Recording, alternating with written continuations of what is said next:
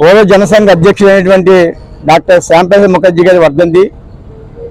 ఈరోజు ఆయన వర్ధంతిని మనం అందరం స్మరించుకొని వాళ్ళ పార్టీ కార్యకర్తలు అందరం కలిసి నాయకులందరూ కలిసి ఇవాళ ఆయనకి ఘన నివాళులు అర్పించడం జరిగింది. ఆయన గురించి ఈనాటి యువత ఆయన ఆదర్శంగా తీసుకోవాల్సిన అవసరం ఎంతో ఉంది. ఎందుకంటే ఆయన 1950లోనే ఈ భారతదేశానికి 2 చట్టాలు ఉండకూడదు, 2 జెండాలు ఉండకూడదు, 2 రాజ్యాంగం ఉండకూడదు అని చెప్పి కాశ్మీర్ మీద నెహ్రూ గారు చేసినటువంటి కుట్రని బహిర్గతం చేసి ఆనాడు ప్రజలను అందరినీ కూడా ఏకర్ముఖులు చేసి ఆయన కాశ్మీర్ యాత్ర చేయడం జరిగింది. అలాగే ఆయన యొక్క జీవితాన్ని మోడీగా వచ్చిన తర్వాత, ప్రధాని మోడీగా వచ్చిన తర్వాత ఆయనకి ప్రత్యేక హోదా కల్పించి ఆయన యొక్క జీవిత చరిత్రని పాఠ్యాంశాలుగా రూపుదిద్దడం జరిగిందో ఇదందరూ కూడా భారతీయ జనతా పార్టీ నాయకులుగా మేము ప్రజలందరూ హర్షించే యొక్క కార్యక్రమం. ఈ యొక్క కార్యక్రమంలో ముఖ్య అతిథిగా పాల్గొన్నటువంటి భారతీయ జనతా పార్టీ నాయకులు నక్కల బాబురావు గారికి, అలాగే మన కోదండ సతీష్ గారికి కూడా ధన్యవాదాలు తెలియజేసుకుంటూ ఆయన్ని యువత ఒక్కసారి ఆదర్శంగా తీసుకోవాలని చెప్పి ఈ సందర్భంగా తెలియజేసుకుంటూ కోదండ సతీష్ గారిని నిమిషం మాట్లాడుకుంటున్నాను.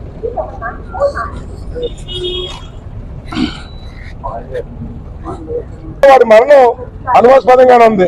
అంతేకాకుండా వారు మరణించిన తర్వాత వారి యొక్క డెడ్ బాడీని ఢిల్లీ తీసుకొద్దాం అనుకుంటే అక్కడ ప్రజలందరూ ఉద్వేగభరితంగా ఉన్నారని మనం వర్ధంతి అనే కంటే ఆయన బలిదాన దినంగా మనం ప్రకటించారు ప్రభుత్వం కానీ అప్పుడు జనసంఘ నాయకులు కానీ. దాన్నే మనం బలిదాన దినంగానే దీన్ని పరిగణించాలి.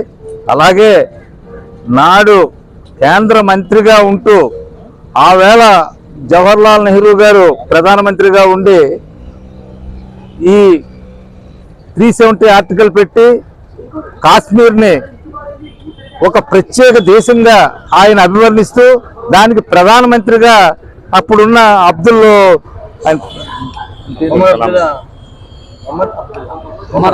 ఒమర్ అబ్దుల్లా గారు, వాళ్ళ తాతగారు ఆయన గారు అబ్దుల్లా గారు ఆయన ప్రధానమంత్రిగా చేసినప్పుడు ఆయన కేంద్ర మంత్రి పదవిని తృణప్రాయంగా త్యజించి రాజీనామా చేసి నేను ఈ దేశంలో ఉన్న మన భూభాగానికి ఇంకొక ప్రధానమంత్రి ఉండకూడదు, దేశానికి 2 జెండాలు ఉండకూడదు, 2 ప్రధానమంత్రులు ఉండకూడదు, ఉంటే ఒక ప్రధానమంత్రి ఒక జెండా ఉండాలి అని చెప్పి ఆ వేళ ఆయన పదవికి రాజీనామా చేసి ఆ వేళ ఆయన నేను కాశ్మీర్ వెళ్తున్నాను, మీరు ఆ చేతనైతే ఆపుకోండి అని చెప్పేసి ఒక ప్రభుత్వాన్ని సవాల్ ఇస్త్రీ అయిన ఆ వేళ వెళ్ళి ఆ వేళ ఆయన చేసిన ఆ బలిదానం యొక్క ఫలితమే నేడు మోడీ గారు ఈ 370 ఆర్టికల్ రద్దు చేసి ఈ వేళ మనందరికీ కూడా కాశ్మీర్లో మనందరిదే అనిపించుకుంది.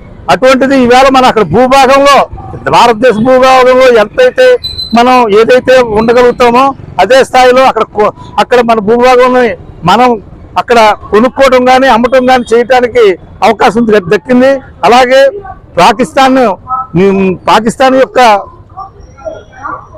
అరాచకాలని అడ్డుకోవటం కోసం ఆ వేళ ఆయన చేసిన దానికి ఈవేళ మన ఫలితం అనుభవిస్తా ఉన్నాం. కనుక అటువంటి మహనీయుని యొక్క చరిత్రని మర్చిపోకుండా ఇంకా భారతదేశం ఉన్నంత వరకు కూడా శ్యాంప్రసాద్ ముఖర్జీ గారి యొక్క ఈ బలిదాన దినాన్ని జరుపుకోవాలని చెప్పి మనస్ఫూర్తిగా కోరుకుంటూ దీని నుంచి స్ఫూర్తిగా పొంది యువకులందరూ కూడా దేశం కోసం జై జవాన్ జై కిసాన్ అనే నినాదంతో ఎదురుకు రావాలని చెప్పి మనం చేసుకుంటూ సెలవు తీసుకుంటాం.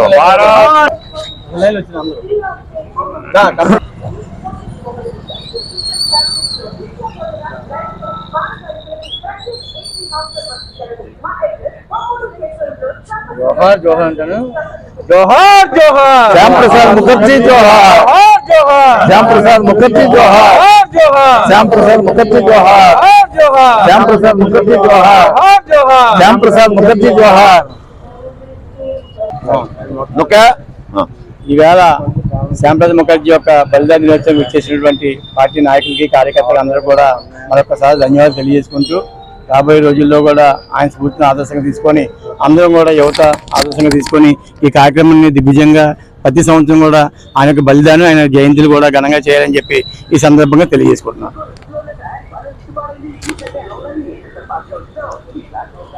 శ్యామా ప్రసాద్ ముఖర్జీ గారి 71వ వర్ధంతి సందర్భంగా మనం నివాళులు అర్పించుకోవడం జరుగుతుంది.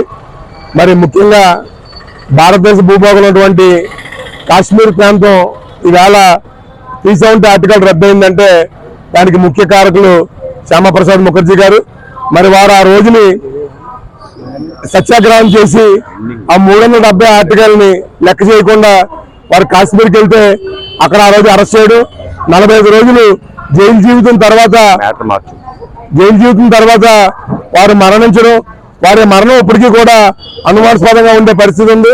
కాబట్టి మరి ఈవేళ కాశ్మీర్లోకి మనం అడుగు పెడుతున్నాం అంటే దానికి కారణం శ్యామప్రసాద్ ముఖర్జీ గారు ఆ రోజుని పోరాటం చేసి వారి యొక్క ప్రాణం త్యాగం చేసిన సందర్భంగా ఈవేళ మనకి కాశ్మీర్ భూభాగం మన చేతిలోకి వచ్చింది. మరి ఈవేళ అటువంటి వ్యక్తుల్ని ప్రతి ఒక్కరు కూడా ఆదర్శంగా తీసుకోవాలని మనం అటువంటి వ్యక్తులు యొక్క దేశభక్తి ఏ విధంగా ఉందో మనం కూడా అలవర్చుకోవాలని సందర్భంగా తెలియజేసుకుంటున్నాను.